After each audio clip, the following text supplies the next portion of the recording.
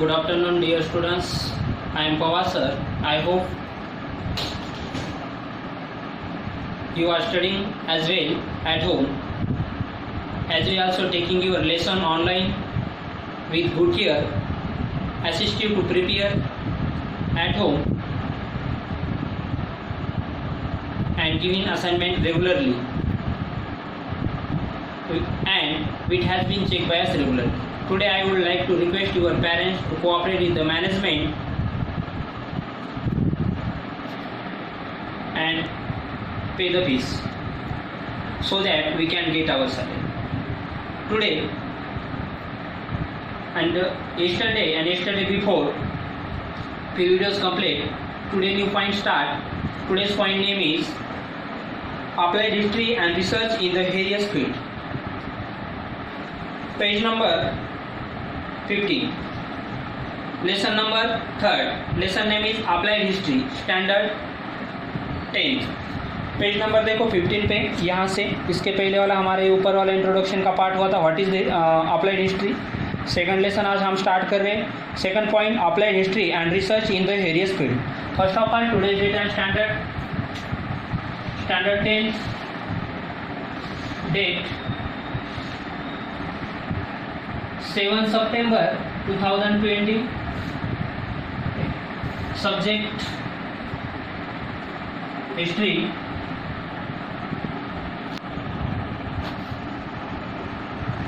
Third lesson name is Applied History.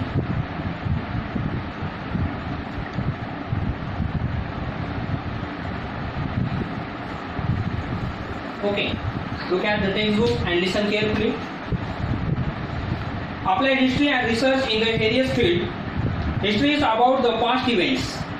अब देखो, history जो है ये पास्ट इवेंट से रिलेटेड होते हैं. अगर हमें किसी की भी हिस्ट्री जानना है तो उसका पास्ट हमें मालूम होना चाहिए. जैसे कि कौन कौन सी मूवमेंट हुई थी, हमें कैसे फ्रीडम मिला, इसके पीछे रीज़न क्या है. इसके लिए पहले हमें हिस्ट्री का रिसर्च करना इम्पॉर्टेंट है. रिसर्च मतलब जो भी इवेंट एक के बाद एक जो सिचुएशन होती है, जो इवेंट्स होते हैं, उसके बारे में जानना बहुत जरूरी होता है.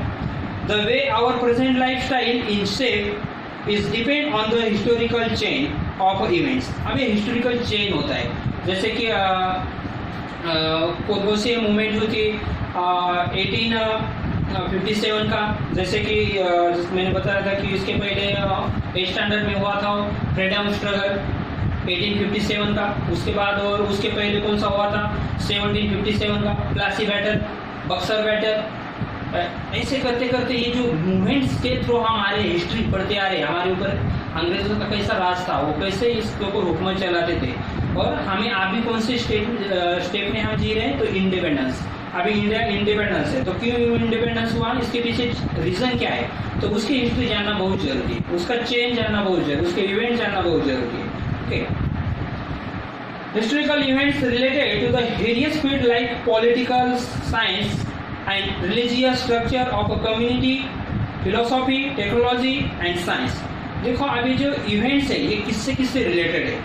पॉलिटिकल, तो पहले पॉलिटिकल कैसे थी, उसमें कैसे कैसे चेंजेस हुआ, हमारी कैसी कैसी नींव बढ़ती गई, ओके, कैसे कॉन्स्टिट्यूशन बनाया गया, तो ये सब बातें पॉलिटिक्स के ऊपर से हमें समझ में आती. Social and religious. सोशल कैसा था, रिलीजियस कैसे थे, कौन कौन से रिलीजियस थे हमारे कंट्री में, कौन से रिलीजियस को कैसा माना जाता था, उसकी तरफ कैसा देखा जाता था, तो उसकी सब पास्ट हमें पढ़ना पड़ेगा, तभी जाकर वो रिलीजन्स के बारे में हमें समझ में आएगा रिलीजन क्या था. पहले ज़माने में रिलीजन को कितना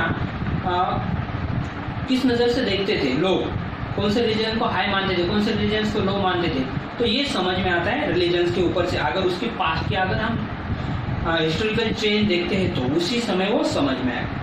स्ट्रक्चर ऑफ कम्युनिटी. अब कम्युनिटी कैसी थी, फिलोसॉफी कैसी है, टेक्नोलॉजी कैसे, और साइंस कैसा बढ़ता जा रहा है. टेक्नोलॉजी में क्या क्या टेक्नोलॉजी डेवलपमेंट हो रही है. जैसे हमारी नीड बढ़ेगी वैसे वैसे टेक्नोलॉजी बढ़ेगी. साइंस भी वैसे ही बढ़ेगा, जैसे नीड बढ़ेगी वैसे साइंस की टेक्नोलॉजी बढ़ती जाएगी. इसलिए हमें technology and science, between the technology and science का रिलेशन बिटवीन हमें बताना पड़ेगा कैसे डेवलपमेंट हो रहा है. Which of this the field have their own history of building knowledge. इसलिए हिस्ट्री का हमें खुद को, और मतलब खुद को एक नॉलेज होना चाहिए. The direction of a future development in a very field is depend on the state of the available knowledge. तो इसलिए डायरेक्शन के थ्रू हम हमारा फ्यूचर उसके ऊपर डिपेंड होता है। अगर हमें हिस्ट्री मालूम नहीं है, पास्ट मालूम नहीं है, जैसे कि अंग्रेज हमारे कंट्री में आए थे, इंग्रज, और उन्होंने कैसे यहाँ पर लोगों के ऊपर जुल्म किए थे, वो अगर हमें मालूम नहीं होगा तो हम हमारे कंट्री को डिफेंस करने के लिए, प्रोटेक्ट करने के लिए हम फोर्स नहीं बढ़ाएंगे इतने, क्योंकि हमें मालूम है कि अगर हम फोर्स नहीं बढ़ाते कि हमारे बाउंड्री के ऊपर अटैक कोई कर सकता है। इसलिए हम फ्यूचर में उसकी प्लानिंग कर सकते हैं, उसके ऊपर फ्यूचर हमारा डिपेंड होता है। हमारे ऊपर कोई अटैक कर रहा है, हमें कोई मजबूरी से तंग कर रहा है, तो हम क्या करेंगे, उसके लिए कुछ प्लानिंग बनाएंगे। ओके, तो ये उसका पास्ट मालूम होना चाहिए। जब तक पास्ट नहीं मालूम होता तब तक हम उसे उसकी तरफ ज़्यादा ध्यान नहीं देते। जैसे कि चाइना और इंडिया का वार हुआ था, इंडिया पर चाइना के साथ हार गया था उस वार में। उस समय हमारे जो फोर्स थे, हमारे जो मिलिट्री थे, बाउंड्री के ऊपर कम थी उस समय। जब उस समय बाउंड्री के ऊपर फोर्स कम था, इसलिए फिर चाइना ने उनकी फोर्स बढ़ाकर इंडिया के ऊपर अटैक कर दिया और वार में वो विनर हो गए।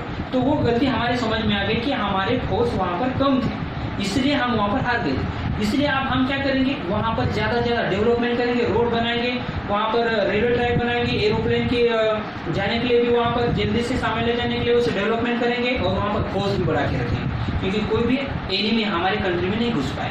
तो ये उसका एक पार्ट होता है, उसके ऊपर से हम हमारा फ्यूचर बना सकते हैं हमारे कंट्री का, या हमारे बारे में भी खुद के बारे में, मैंने पास्ट में क्या क्या किया था, क्या क्या मेरी गलती थी, अब उसको मैं कैसे करेक्शन करूँ, ये खुद के ऊपर से भी आप कर सकते हो। Future development in very field in the depend on the state of available knowledge. Hence, the method of history can prove to be of value in the research of various field. इसलिए आपको ये method की जरूरत है, और research करने की इस हर फील्ड की, हर वेरियस फील्ड की आपको रिसर्च करने की बहुत जरूरत है। उसका पास देखना बहुत है। इसलिए हम बोलते हैं हिस्ट्री इंपॉर्टेंट नहीं। हिस्ट्री क्यों इंपॉर्टेंट नहीं? क्यों नहीं इंपॉर्टेंट? हिस्ट्री इंपॉर्टेंट है क्योंकि जब तक किसी बात की हिस्ट्री पता नहीं होती तब तक उसका डेवलपमेंट नहीं होता और उसका फ्यूचर डिपेंड नहीं कर सकते। हमारी हिस्ट्री मालूम नहीं, हमारा पास्ट को हम लेकर नहीं चल रहे, पास्ट के बारे में जो गलतियाँ हैं वो करेक्शन नहीं कर रहे, और प्रेजेंट नहीं बना पाए और फ्यूचर नहीं बना, तो फिर हमारी लाइफ तो चलेगी। इसलिए हमें पास्ट का सोचकर फ्यूचर के ऊपर डिपेंड होना चाहिए, फ्यूचर को अच्छे से बनाना चाहिए। फॉर एग्जाम्पल, कुछ एग्जाम्पल दिए वाले फिलोसॉफी में देखते हैं। फर्स्ट पॉइंट है फिलोसॉफी। Today's point first.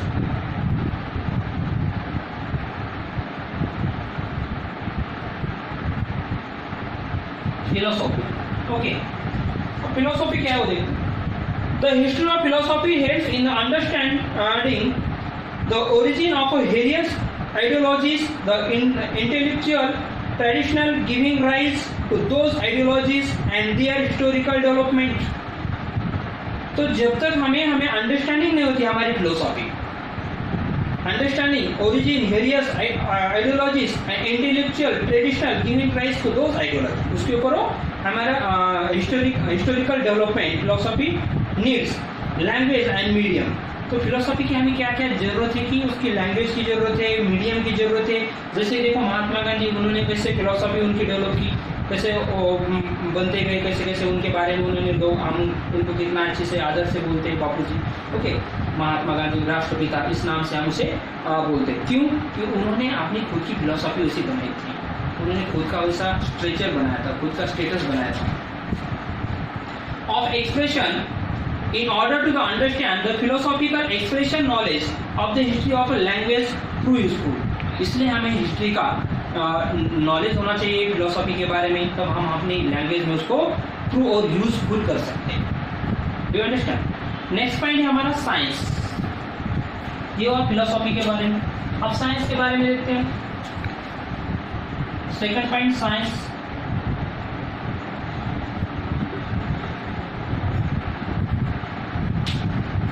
तो साइंस कैसे डेवलप हुआ? साइंस डायरेक्ट डेवलप हो गया क्या? अब इतनी साइंस की टेक्नोलॉजी बढ़ गई, डायरेक्ट से बढ़ गई क्या? तो पहले देखते हैं हम हिस्ट्री में उसका पास्ट कैसा था। पहले देखो कैसे यूज होता था साइंस, कैसे टेक्नोलॉजी होती है उसके ऊपर यूज, उसके बारे में पढ़ेंगे। The history of science helps in the understanding the chronological order of a scientific discoveries. तो पहले क्या करते हैं, अगर किसी का भी रिसर्च करना है तो डिस्कवरी करते हैं। साइंटिफिक जो लोग होते हैं वो क्या करते हैं, उसका डिस्कवरी करते हैं। पहले के ज़माने का टेक्निकल पैसा था, उस ज़माने में मशीनरी जो थी वो कम अवेलेबल थी, टेक्नोलॉजी कम अवेलेबल थी। जैसे जैसे हमारी नीड बढ़ती गई वैसे वैसे और टेक्नोलॉजी और साइंस बढ़ता गया। और वैसे वैसे रिसर्च भी और डिस्कवरी भी क्या होती गई, बढ़ती गई। जैसी नीड बढ़ेगी वैसे साइंस का डिस्कवरी भी बढ़ता जाएगा। Invention the theories it can also help to understand the causes effect chain that led to those discoveries and invention। तो इसका एक causes of effect होता है चेन का, उसका एक चेन होता है, उसका पास का चेन होता है कि ये टेक्नोलॉजी जैसे ये अभी साइंस की टेक्नोलॉजी वो कैसे बढ़ते आ रहा है, साइंस कैसे बढ़ता आ रहा है, अचानक से हो गया कि इतना बड़ा नहीं हुआ, इसके पीछे भी रीजन है, इसकी पास्ट कुछ है, इसकी हिस्ट्री कुछ है। तो जैसे लोगों की नीड बढ़ रही है वैसे वो साइंस की जरूरतें भी आगे बढ़ती जा रही है, उसका साइंस का डेवलपमेंट हो रहा है, उसका एक चेन होता है। पहले कैसे डिस्कवरी करते थे, कैसे रिसर्च करते थे, कैसे साइंटिस्ट थे, ओके, उनका आइडियोलॉजी कैसा था, उनके में उसमें कैसे कैसे चेंजेस हुआ, ओके, धीरे धीरे कैसे डेवलपमेंट होता है, कैसे कंपटीशन बढ़ता गया साइंस में भी हर कंट्री के ऊपर, फिर उसके ऊपर अवार्ड देने लगे और भी वो उसमें डेवलपमेंट होने लगा। जो कंट्री ज़्यादा से ज़्यादा साइंस में डेवलपमेंट होने लगी वो उसकी इकोनॉमी और स्ट्रांग होने लगी। तो ये जरूरत जैसी नीड बढ़ती जाएगी वैसे ऐसा साइंस में डेवलपमेंट होता जाएगा। It is said that need is the mother of the invention. Scientific discoveries invention are obtain the effects of human efforts to fulfil and need and also curiosity. तो ये human efforts की fulfil मतलब जो effect है human के उसको उत्सुकता बढ़ जाती है और भी उसकी नीड की जरूरत की, जैसे ह्यूमन को उसकी जरूरत बढ़ जाती है वैसे साइंस और डेवलप होता जाता है। जैसे कि इंसान की अगर जरूरतें और बढ़ने लगी तो फिर क्यूरियोसिटी होने लगता है, उसमें क्यूरियोसिटी आने लगती है, उत्सुकता आने लगती है। These efforts are based of already available scientific knowledge, और इसलिए उसको पहले साइंटिफिक नॉलेज होना चाहिए। Knowledge of history of the science help in the understanding the factors that facilitate a scientific discovery, invention and also its chronology। Third point है हमारा technology. The history of technology helps in understand the changes and their causes in the field of agriculture production। तो यहाँ पे बताया है कि technology के लिए अंडरस्टैंडिंग क्या होनी चाहिए, हमें एक changes and their causes in the field of agriculture. Agriculture जो फील्ड है वहाँ पर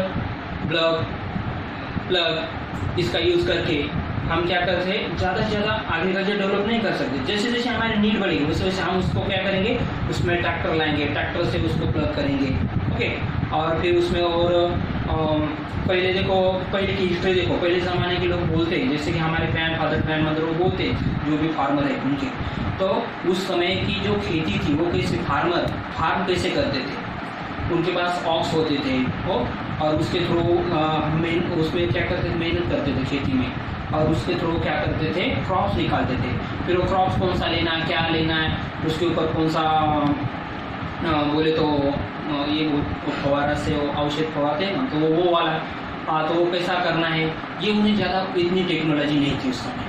क्योंकि अगर कुछ ऊपर से अगर बैक्टीरिया हो जाते तो बैक्टीरिया अगर क्रॉप के ऊपर गिर जाते तो क्रॉप क्या हो जाता है, फिर निकल पूरा का पूरा लॉस हो जाता था।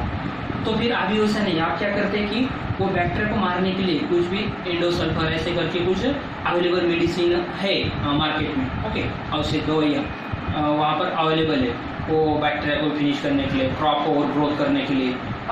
कुछ यूरिया करके वो उनका जो हम उसको डोज देते वो है, वो खेती बाड़ी में वो किसान यूज़ करता है और ग्रोथ करता है, ओके, यू अंडरस्टैंड। तो नेक्स्ट वाला रिमेनिंग जो पार्ट है हम कल करेंगे, okay. Now stop lecture, we will meet next video में टेक्नोलॉजी के लिए।